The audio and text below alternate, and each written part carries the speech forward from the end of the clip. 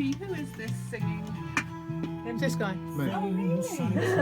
Oh, Quick, oh look, very quick. nice. Because I thought it's very similar to Matt Monroe. Oh, better than Matt But who Monroe. wrote the song? Don Black. Because that is very similar to a Matt Monroe song. It's Don Black wrote the song for Matt Monroe. Ah, Various artists have sung it through the last years. And in fact, this song's being put to Don Black to see if it play on his BBC Radio 2 show. all right. Very nice. Thank you. Very nice. I didn't pay it. So. Good phrasing. Yeah. You have good phrasing. I've got a little intro about us all doing too much.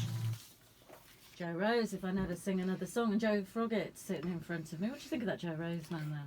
Well, I reckon he's pretty good. And just bearing in mind that we're sitting in the studio, one of your colleagues came in and said, unpaid by the way to say this, who was that singing? And there you are. There And you are. my head's about 20 times bigger than it was when I walked in. Oh, it's lovely, Joe. Thank That's you. your Thanks that's for your playing kind. it. That's your kind of me time. I suppose we're talking about me time. Is it Yeah, me yeah. time Singing music? takes my mind completely off of the daytime job. And yeah, it's my me time. It's great. It just relaxes me. It uses the other side of the brain, and you come out feeling not always refreshed because it's quite stressful sometimes, but it's a different type of. It just makes you calmer because it's such a great thing to do. So that is definitely my me time. Yeah. Well, we're talking to you and your wife today, Helen. Oh. Froggett. 3 weeks. 3 weeks ago today we got I'm married. still 3 married. weeks, and it's still. We're still married. I'm still married. still Doing well so far. Oh well, congratulations. Thank you Have a very nice much. day. Thank you. Oh, it was lovely. It's been Great exactly day. as we hoped it would. Oh, lovely. Very simple. Lovely. Well, Yeah. many congratulations Thank to you. you. So we're talking about me time today. Let's just first establish what you actually mean by me time. I think it's very easy to get in the habit of putting everyone else's needs above our own. I think women possibly do this more than men, but it's not exclusively a women's domain. I think we can be in danger of being busy all the time and not really thinking about what we want out of life. I think sometimes doing things for ourselves might appear selfish. I think we've been brought up in a culture where doing things for yourself is frowned on. And now it's changing. I really feel there's a change afoot where people are allowed to have a bit more self-love, something that wasn't around when we were youngly, and thinking about what you'd actually like to do and trying to carve some time for you.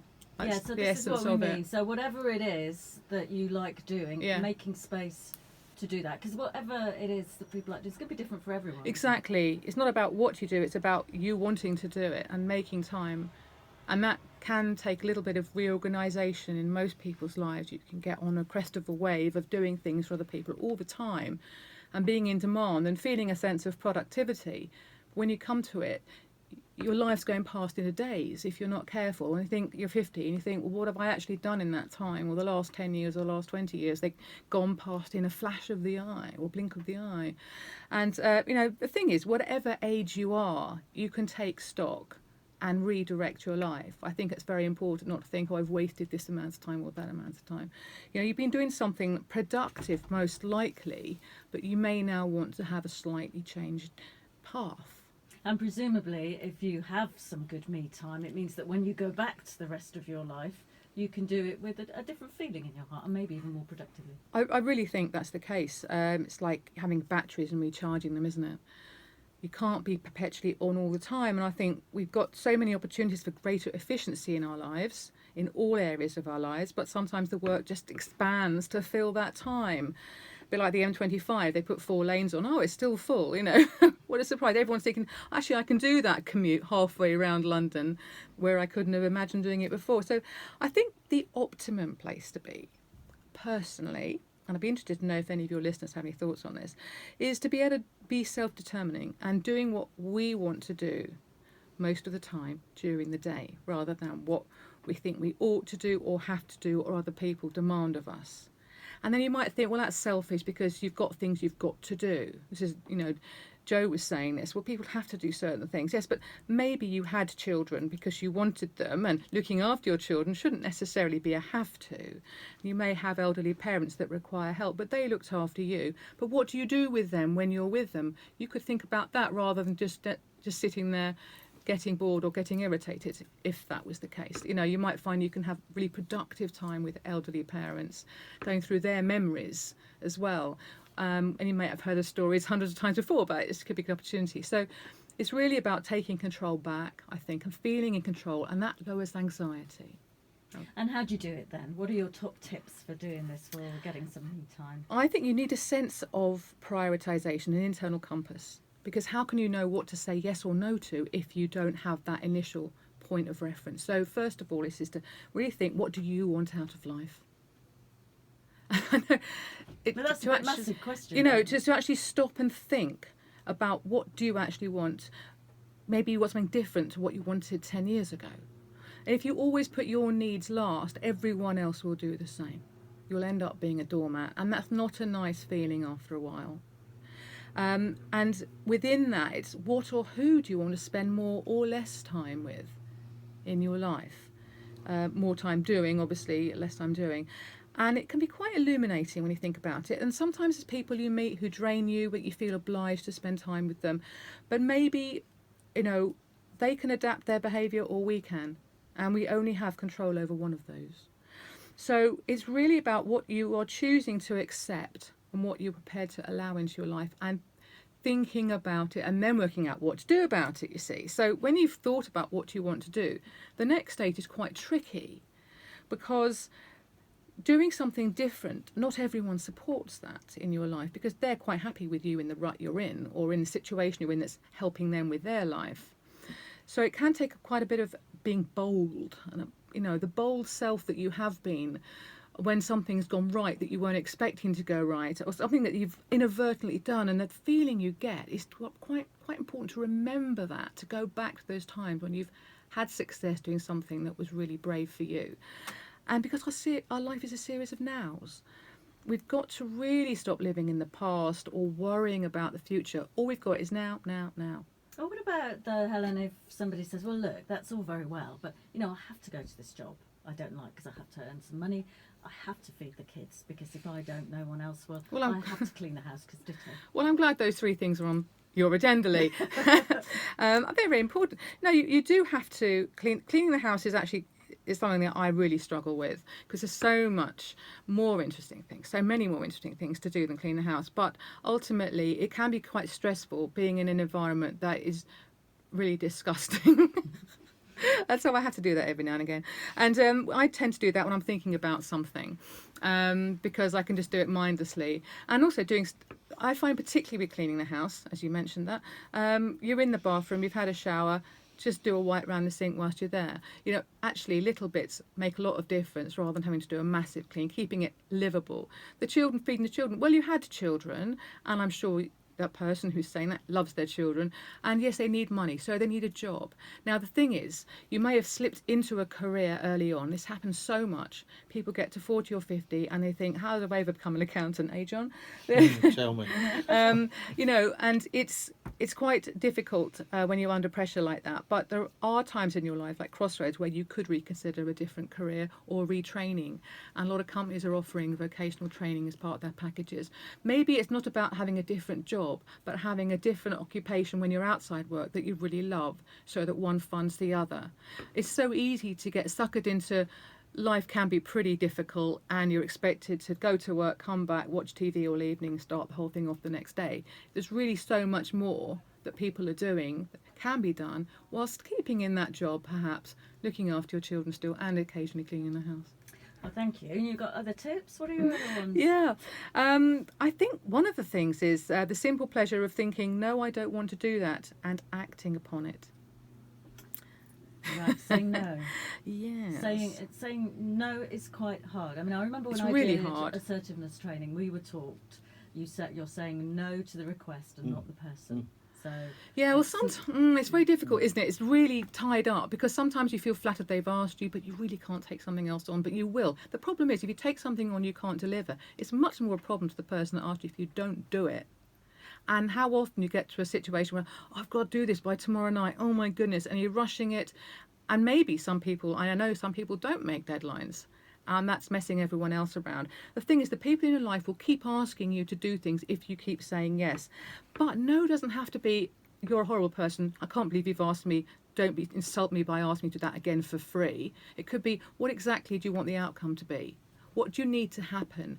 Can this be broken into different tasks? Could I do part of it for you? When do you need those bits doing?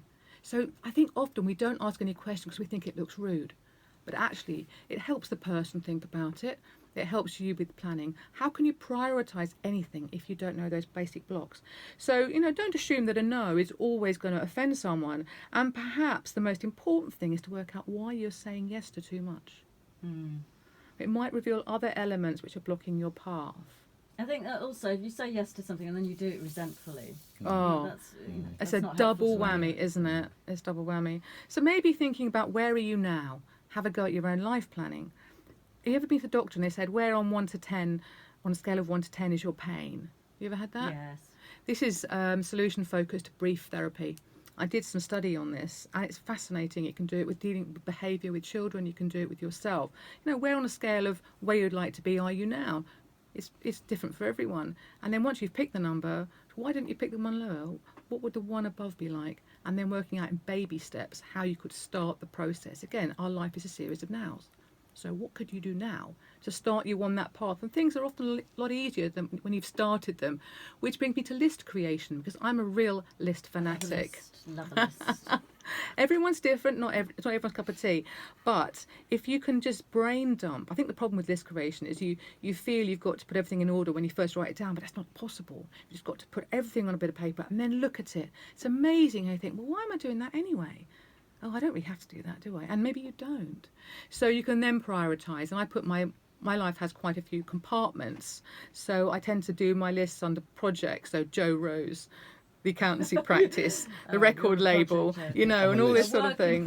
Yeah, and my new writing career that I've taken up now. So it's very exciting. And the satisfaction when you can cross something off your list. It's lovely. I sometimes put something on that I know I've done just so I can cross it off. But Joy. the thing is, you mentioned joy. Where do you find your joy? And it's not selfish to think about what do I actually like doing. It might be that going to the cinema on your own with a bag of popcorn, no one talking to you, is actually bliss. That might be someone else's horror. But if you like that, why not build it in to do it once a month? See what films you're going to pick. It's really exciting. I speak from experience. There's be little things. And maybe do one of those things once a week or once a day if you can, that you really enjoy doing. Oh, that's great, Helen. Thank you for that. I think one of the other problems, just to finish off, is getting it taken seriously, isn't it? Because it's that, I think you alluded to that at the beginning, that when you say, well, I'm doing this, so I might say, well, I'm writing now. People interrupt me, people phone me, kids come in and, want something to eat. And it's just, I know if I was doing something else, perhaps if I was building a kitchen cabinet or something, that I wouldn't get that interruption. But when it's doing something almost invisible like that, people tend not to take it seriously. Yeah, I mean, leaving space in your life for you, and even unstructured time where you're not physically doing something. I used to say that I couldn't go for a walk for fun if I hadn't got a dog, because it looks like I'm just aimlessly wandering around the streets. And I still feel that pressure, that social pressure. So wasting time and looking out the window and daydreaming are actually very, very important, because don't you find that things pop into your head in those times that you might have otherwise forgotten? So I think it's actually, if you have respect for yourself and your needs and you communicate them assertively and kindly to other people, say, it might not look like I'm doing anything now, but my thinking time means that I won't mess up tomorrow. Excellent. And Joe, you've not spoken much, but this is all ringing bells with you. Well, yeah, I was just going to say, Helen, this walking thing, she didn't get a dog, but she got a husband, so I'm sure that's just as Have good. you been taken on walks? I take her on walks, and we have some great That's so true. thinking times, don't we? Though when we walk, we come up with all sorts of ideas. We talk all the time. It's great. So it's good. So me time is vitally important. And next session. We're going to be talking about the value of volunteering and those skills that can be transferred to the workplace. I did some volunteering work for Samaritans in Cambridge, and I've done Home Start and training as well. And the what I learned from Samaritans and the training and what they do, which is phenomenal, has 100% impacted on the way I handle my work life. So we're going to talk about that for a bit. Lovely. And if people want to find out more about what we've just talked about, is there somewhere they can go? Yes, we've actually got articles because work-life balance is a very important part of our accountancy practice. So theaccountancypractice.com, everything's there. And if you want to email myself, it's helen@theaccountancypractice.com or john@theaccountancypractice.com. We keep it simple. Keep it simple. Yeah. We're just going to go to the traffic and travel, and then you asked me to line up Genesis, follow you, Yes. follow me. You said you had a story about Shall we this. tell you about that after, shall we? Oh, no, tell it now, and then we could go into the traffic and Well, travel. what's here the at story Froggett. about Genesis, follow you, follow me, John? Oh yeah, this was I didn't know, but Helen picked out some songs for the wedding, and this song was the one she was going to walk down the aisle to, and I put my youngest son in charge of music, pressing buttons, and he kept on pressing the button for this song, and I said it can't be this song because it's just miles too lively, and we turned it on and off I think about five times Yeah. before you actually made it down there. Everyone was laughing. It Yeah, became an it absolute can't be right, joke. it can't be right, it can't be the Even right the song. registrar was like tearing her hair out and laughing as well. No, turn it off, became turn it off. quite a joke. So But it's, So what, did you start and have to go back? well, I didn't actually end up getting that far because the first one was 5 seconds, the next one was 10 seconds. You know. To be honest, I was mortified it wasn't one of my songs, but anyway. Of course. Well, we'll play the full. How long is it? The full 3 minutes and 57 seconds Excellent. after the traffic and travel. Lovely as ever to speak Thank to you. you. Thank you. Thanks, Leigh. Thank you.